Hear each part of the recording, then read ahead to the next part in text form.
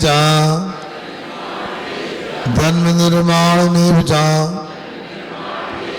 गुरुरात्मात्मनस्तस्मान गुरुरात्मात्मनस्तस्मान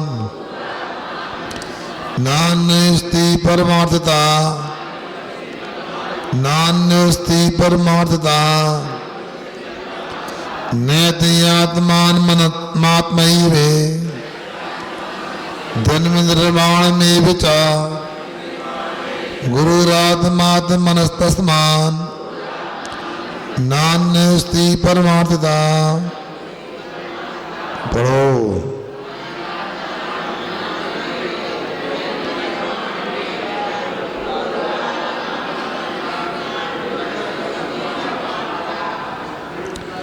जन्म मरण के भवसागर में निज ही निज का पतन किए, भवसागर के नाशन में भी निज ही निज का साथ दिए। इसीलिए परमार्थ भाव से निज ही निज को गुरु किए। निज आत्म के बिना जगत में गुरु तो जाना ना मिले। कितना अच्छा कथन किया है। ये बात सब जगह सुनने को नहीं मिलेगी, बहुत ऊंची बात है। ये प्राथमिक विद्यालय की चर्चा नहीं, माध्यमिक विद्यालय की बात नहीं, उच्च विद्यालय की चर्चा नहीं, उच्चतर विद्यालय की चर्चा नहीं, महाविद्यालय की चर्चा में भी ये तो शोध कक्षा की बात है। ये तभी शोध की कोई कक्षा नहीं होती, मगर कहीं ना कहीं वो भी तो कुछ किया जाता है, वही कक्षा जहाँ किया जाता है। कितना अच्छा विषय है। यहाँ कह रहे हैं आत्मा आत्मानम, आत्मा एव आत्मानम, आत्मा ही आत्मा के लिए जन्म यानी संसार में नैति ले जाता है। और आत्मा एव आत्मानम निर्वाणम एव नैति, और आत्मा ही आत्मा को निर्वाण को दिलाता है, निर्माण में मोक्ष में ले जाता है। तस्मात् इसीलिए इस कारण से परमार्थता, परमार्थ रूप से, वास्तविक रूप से, यथार्थ रूप से आत्मना गुरु आत्मा है। आत्मा का कोई गुरु है तो वो आत्मा ही है। क्या कह दिया? आत्मा का कोई गुरु है तो आत्मा ही है। अन्य गुरु नास्ति, दूसरा कोई गुरु नहीं होता है। क्या सुन रहे? कोई भी गुरु नहीं होता है। मेरी बात सुनने में आ रही? क्या बोला मैंने? क्या बोला? आत्मा ही आत्मा का समझ में आ गया? कौन ने समझाया? हैं? कौन ने समझाया? गुरु ने। समझ पक्का? तो जिन गुरु ने आपको समझाया वो गुरु पंखे को क्यों नहीं समझा पाए? बंद पड़ा है। एक खंबे को क्यों नहीं समझाया? एक बक्से को क्यों नहीं समझाया? एक माइक को भी नहीं समझाया? इनसे पूछो, खंबों से, बक्सों से, माइक से, क्यों समझ में आया? बदला। जीव क्या कहते हैं? किसे कहते हैं जीव? जो जानने देखने की क्षमता रखता है, जो जानने देखने वाला होता है वो जीव होता है। तो आप ही तो कह रहा है जानने देखने वाला, तो आप जानने वाले हो ना, तो गुरु ने क्या समझाया?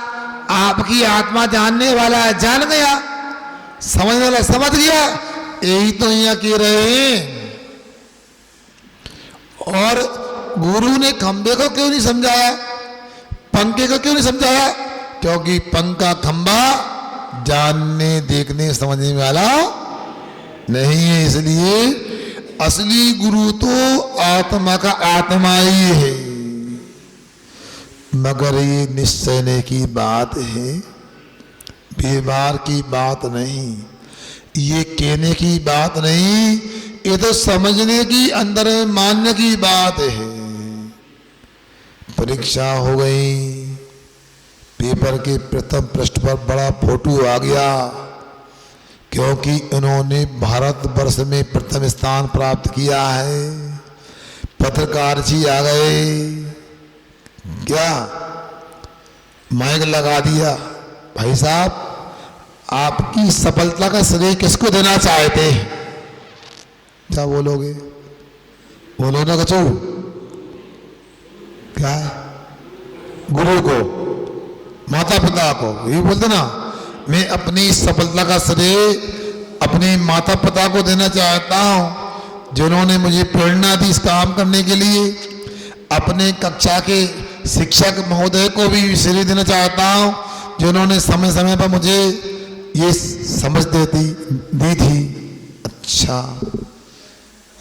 अब अपने मन से पूछो, दिन देखा ना रात देखा, पढ़ाई में लगे रहे, भूत सवार हो गया, हमें तो इस परीक्षा को निकालना है, कुछ भी हो जाए। तो इस इस परीक्षा का श्रेय मैं स्वयं को देना चाहता हूं, क्योंकि मैं स्वयं एक गुरु था, स्वयं ही स्वयं का माता पिता हूं, किसी ने कुछ नहीं किया। बगल में माता पिता बैठे थे, बताओ तो भैया, घर के कबीलू बेच के पढ़ाई करवाई लड़का की हमने कर्ज किया। माँ कहती देखो ठंडी हो जा गर्मी, जल्दी से डब्बा बना के दिया, भोजन कराया, एक बिलिया भी मचवाई नहीं, कोई झाड़ू लगवाई नहीं, और ये बच्चा क्या बोलता है? क्या बीतेगी उनके दिल में है? तो इसलिए व्यवहार और निश्चय को समझो। व्यवहार में तो ऐसा ही होता है, उपलब्धि अपने पुरुषार्थ से होती है, श्रेय दूसरों को देना चाहिए, दिया जाता है। भाई निमित्त तो है, और निश्चय में अपने को समझना है, मैंने मेरे श्रम से उपलब्धि प्राप्त की है, कहीं ना कहीं अंत में मेरा ही था, क्योंकि माता पिता के कारण यदि मैं पढ़ लग गया, प्रथम स्थान प्राप्त किया, तो मेरा छोटा भैया वो फेल क्यों हो गया? मेरे एक अंक के बाद में 2 शून्य लगी, और उसके 2 शून्य के बाद 1 अंक आया। माता पिता तो एक ही है ना, भोजन भी एक सा कराते हैं, कहा भैया खर्चा पानी भी एक सा दिया, कक्षा भी एक ही थी।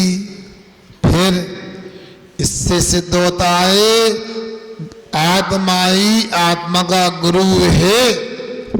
यदि बाहर का गुरु यदि एकांत से ज्ञान देता है, तो कक्षा के हर विद्यार्थी के बराबर नंबर आना चाहिए, समझ रहे ना? इसलिए निश्चय नहीं से कथन हो रहा है, व्यवहार नहीं तो व्यवहार नहीं। आचार्यों ने ऐसा भी तो लिख दिया, जिसने एक अक्षर एक मात्रा का भी ज्ञान दिया है, उसको जो गुरु नहीं मानता, उपकारी नहीं मानता, वो कृतज्ञ नहीं है, संसार का सबसे बड़ा पापी है। जबकि जो एक अक्षर एक मात्रा का ज्ञान से प्राप्त करता है, उसे हमेशा स्मरण करता है, वो सबसे बड़ा धर्मात्मा कृतज्ञ है। 2 शब्द सुने होंगे आपने, कृतज्ञ और कृतज्ञ, दोनों विपरीत हैं। एक पाप रूप कहा है, एक धर्म रूप कहा है। इसलिए यहाँ पर जो कथन कर रहे हैं, ये निश्चय नहीं की अपेक्षा से कथन कर रहे हैं। ये अभेद की अपेक्षा से कथन कर रहे हैं। ज्ञान का आत्मा का अभेद है, जैसे मिश्री का और मीठे का अभेद है। क्या कहा? मीठा कहाँ है? बोलो। मिश्री में। एक काम करो, आप जो मांगोगे पैसा देंगे, 1 किलो मिश्री ले आओ, मीठी नहीं होना चाहिए। लाओ, कौन लाएगा? क्या कहा? 1 किलोग्राम मिश्री ला दो। सुभाष कुमार जी, किराने की दुकान है चलो कोई बात नहीं, किराने वालों के जाओ, 1 किलो मिश्री ले आओ, मीठी ना हो, मनुष्य क्या से ले आओ हैं? क्या? चलो एक काम करो, 1 किलो नमक लाओ, खारा नहीं होना चाहिए। क्या कर रहा है? स्वदेश काय की दुकान है हमारी हैं? तो एक काम करो, तुम्हें 1 करोड़ रुपया देंगे, 1 ग्राम सोना लाओ, पीला नहीं होना चाहिए। तैयार नहीं, वो प्लेटिनम है, सोना नहीं है, बदलो नहीं। हमसे पंगा ले रहा था फिर यही बात है। बोलो। इसलिए वस्तु जो होती है अपने मूल स्वभाव को कभी छोड़ती नहीं है, उसमें भाई तादात्म्य संबंध को लेके होता है। इसलिए ज्ञान आत्मा में और आत्मा ज्ञानमय है। कैसा है? आत्मा ज्ञान का खजाना नहीं किया ना। एक कोई विद्वान थे, वो महाराजों से दूर रहते थे, योग से बिना में हमारा उनका वचन एक जगह रख दिया। ब्रह्मचारी थे, वे पंडित जी थे, वो ब्रह्मचारी थे। वैसे तो क्या कहते हैं? आत्मा तो ज्ञान पिंड है। मुझे माइक मिला, मैं बताऊं इसके लाने बताओ। हमने कहा हमारे विद्वान पंडित जी बोल रहे थे आत्मा तो ज्ञान का पिंड है। ये पंडित जी से कहना चाहता हूँ थोड़ा सुधारें। आत्मा कभी ज्ञान का पिंड ना था, ना है, ना रहेगा। तो सुनो तो जल्दी क्या कर रहा है? तुमने गुस्सा कर रहा है, बताओ। आत्मा तो क्या? नहीं, थोड़ा गलत हो गया। उन्हें ज्ञान का खजाना कह दिया। आत्मा तो ज्ञान का खजाना है, खजाना नहीं। ये आत्मा तो ज्ञान का पिंड है। क्यों? क्योंकि खजाना जो होता है वो तो रत्नों से अलग होता है, और आत्मा जो है ज्ञानमय। क्या सुना? पिंड जो होता है वो सर्वांग है, खजाना है, वो आधार है, और रत्न आधे हैं। इसलिए ज्ञान पिंड आत्मा है, ऐसा कहना चाहिए। उन्हें समझ में आ गया। इसलिए यहाँ पर जो बता रहे हैं, आत्मा ही आत्मा का गुरु है, अन्य कोई गुरु नहीं हो सकता है। ये निश्चय ऐसे कथन किया गया है। इसको अपने को समझना चाहिए। आगे टीका के माध्यम से अपन बात को आगे समझेंगे। थोड़ा सा प्रतिभा स्थली के बच्चों का आज आने का है।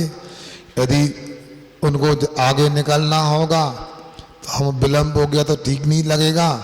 इसलिए आप लोग तो जाओ आराम से, दुकान खोलना, घर के काम करना। दिवाली है, हम बच्चों से मिल लेंगे, कुछ सुनेंगे तो उपदेश दे देंगे, आशीर्वाद मांगेंगे तो वो भी दे देंगे। आप लोग समय खराब नहीं करना, हम निपट लेंगे। इसलिए अपनी बात को थोड़ा यहीं विराम देता हूँ। अहिंसा परमो धर्म की। क्यों आओगे कि नहीं आओगे? नहीं, घर बैठो, तुम तो आ रहा हो। परम पूज्य मुनि श्री 108